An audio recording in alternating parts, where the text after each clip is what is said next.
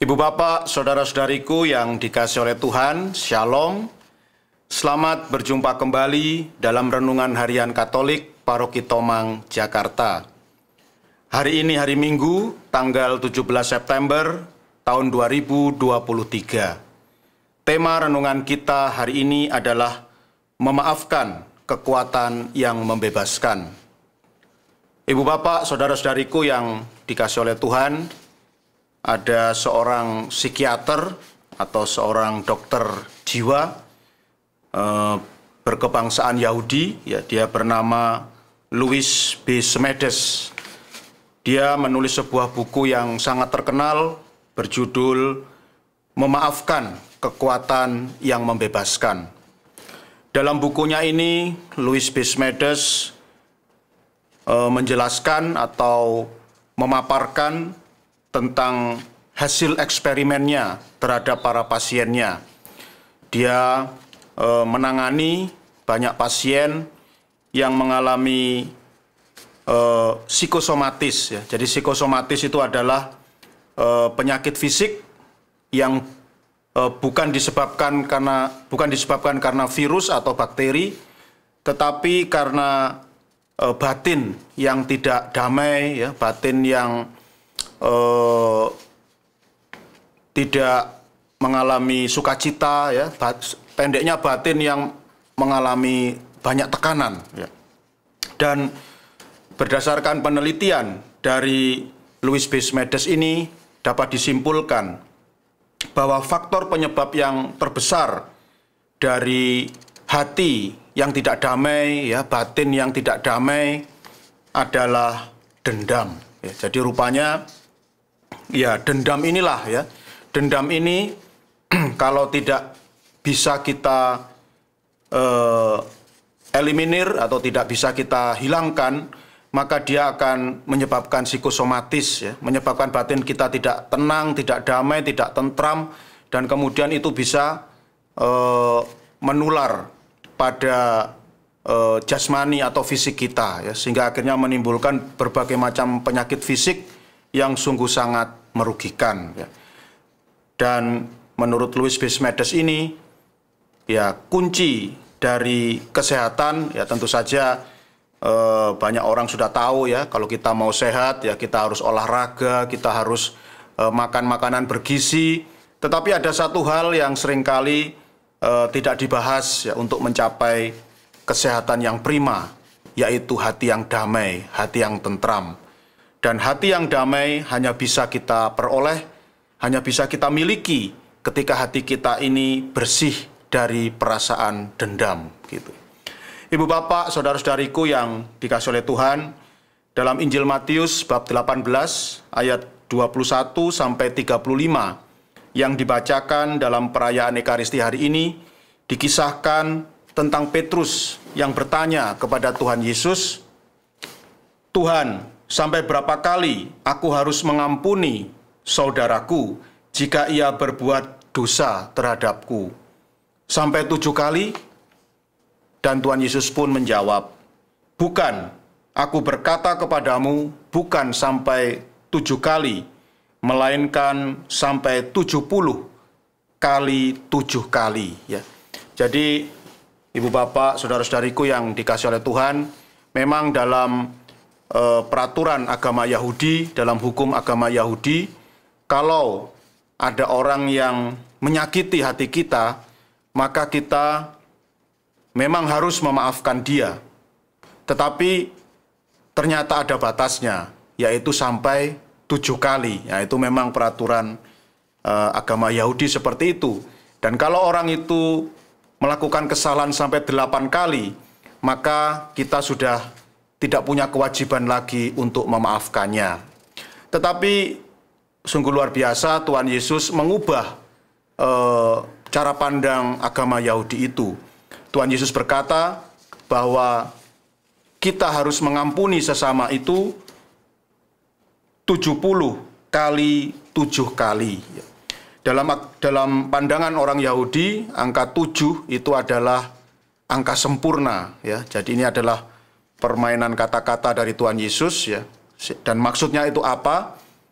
Maksudnya adalah, ya karena angka 7 itu adalah angka yang sempurna, maka yang dimaksud oleh Tuhan Yesus itu kita harus mengampuni sesama kita harus memaafkan sesama kita itu tanpa batas. Ya.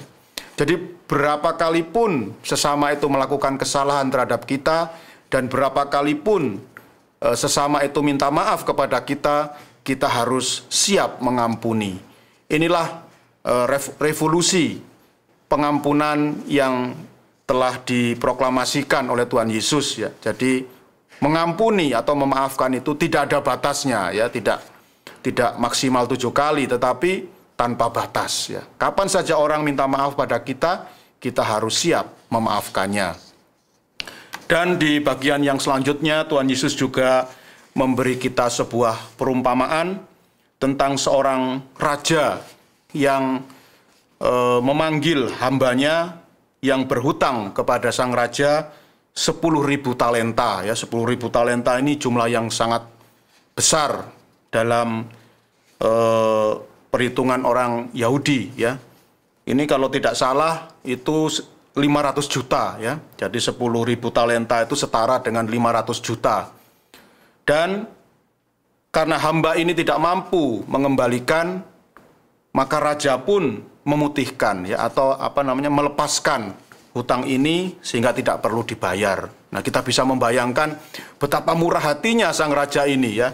Hutang 500 juta rupiah, ya, 10.000 talenta dilepaskan begitu saja, ya. Tetapi kita lihat betapa kecewanya sang raja ini ketika ia mendengar bahwa hamba yang sama ini mencekik temannya dan bahkan memasukkan temannya ke penjara karena ia tidak mampu membayar hutangnya sebesar 100 dinar. Ya, 100 dinar itu jumlah yang sangat kecil. Kalau menurut perhitungan rupiah itu sekitar 10.000 rupiah. Bayangkan, jadi ada hamba ini hutangnya 500 juta dilepaskan oleh sang raja. Tetapi ketika temannya berhutang 10.000 rupiah, ya, dicekik, ya, dan dimasukkan ke dalam penjara. Luar biasa. Maka tidak heran kalau sang raja ini pun menjadi murka, ya. Ibu bapak, saudara-saudariku yang dikasihi oleh Tuhan, sebenarnya tokoh raja yang ada di dalam perumpamaan Tuhan Yesus ini sebenarnya melambangkan dari Tuhan Allah sendiri, melambangkan Tuhan sendiri, ya. Tuhan sudah melepaskan kita semua dari hutang yang begitu besar, ya. Begitu besar, ya. Bahkan lebih besar dari 500 juta, ya. Dan hutang ini tidak lain adalah dosa-dosa kita. Tuhan sudah menghapuskan semua dosa-dosa kita karena kasih-Nya. Oleh karena itu, tentu saja Tuhan juga berharap, ya, karena Tuhan itu begitu murah hati kepada kita, maka Tuhan pun juga mengharapkan agar kita pun bisa menjadi pribadi-pribadi yang murah hati, ya, yang juga mudah memaafkan, mudah mengampuni, sebagaimana Tuhan juga mudah mengampuni kita. Inilah sebenarnya yang ingin dikatakan oleh Tuhan Yesus melalui perumpamaan dalam Injil hari ini. Ibu bapak, saudara-saudariku yang dikasihi oleh Tuhan, satu kali ada seorang pemuda yang bertanya kepada saya, Romo, banyak teman-teman yang telah menyakiti hati saya dan mereka tidak pernah minta maaf pada saya. Mereka cuek saja, seolah-olah mereka tidak menyadari bahwa perbuatannya itu sungguh menyakiti hati saya. Mereka tidak pernah minta maaf, Romo. Nah, Romo, apakah saya harus memaafkan kesalahan mereka? Maka saya pun berkata, ya, adik yang terkasih, ya, anakku yang terkasih, sebagai orang Katolik sejati, sebagai pengikut Kristus yang baik, maka kita tidak perlu pusing, ya. Orang yang telah menyakiti hati kita itu, dia mau minta maaf atau tidak, kita tidak perlu pusing, ya. Ketika kita menyadari bahwa kita harus memaafkan dia, maka kita harus langsung memaafkannya. Kita harus langsung mengampuninya. Sebab apa? Seperti yang tadi dikatakan, oleh Louis B. Smedes ya, dalam eksperimennya, dendam itu bisa menyebabkan hati kita menjadi tidak damai, tidak tentram, tidak sejahtera. Ya. Maka apapun alasannya, dendam ini harus kita hilangkan dari hati kita. Kita tidak perlu menunggu orang yang menyakiti hati kita itu minta maaf atau minta ampun. Ya. Kita harus segera mengampuni dia supaya tidak ada dendam di dalam hati kita. Karena kalau kita memelihara dendam di dalam hati, maka kita akan rugi sendiri. Kita akan bahkan bisa mengalami psikosomatis ya, seperti yang dikatakan oleh Louis B. Smedes ini, bahwa hati yang tidak damai, hati yang tidak tentram, itu akan menyebabkan berbagai macam penyakit untuk fisik kita, untuk tubuh kita, dan itu pasti sangat merugikan. Ibu bapak, saudara-saudariku yang dikasihi oleh Tuhan, bangsa Tiongkok punya sebuah kalimat bijak. Dendam berarti mengambil kesalahan orang lain untuk menyakiti diri kita sendiri. Ini berarti dendam adalah sebuah tindakan yang sangat konyol. Karena orang lain mungkin ya, orang lain yang telah menyakiti hati kita, mungkin mereka tidak pernah ambil pusing dengan tindakannya yang telah menyakiti hati kita. Namun dengan menaruh dendam, maka kita sendiri yang sibuk menggunakan kejahatan orang lain untuk menyakiti diri kita sendiri. Nah, ini tentu konyol ya. Jadi orang menyakiti hati kita, dia cuek-cuek aja, dia nggak peduli dengan perbuatannya yang sudah menyakiti hati kita, tetapi kita sendiri yang malah sibuk ya memikirkan perbuatannya, lalu kita menjadi sakit. Nah, ini tentu, maka dendam itu sesuatu yang sangat konyol dan merugikan ya. Oleh karena itu, ibu bapak, saudara-saudariku yang dikasihi oleh Tuhan, marilah kita semua tentu ingin menikmati kesehatan lahir dan batin. Oleh karena itu, marilah kita bebaskan diri kita dari sikap dendam yang merugikan diri kita sendiri. Karena Tuhan Yesus sendiri telah meminta kita untuk mengampuni sesama kita tanpa batas. Tuhan memberkati.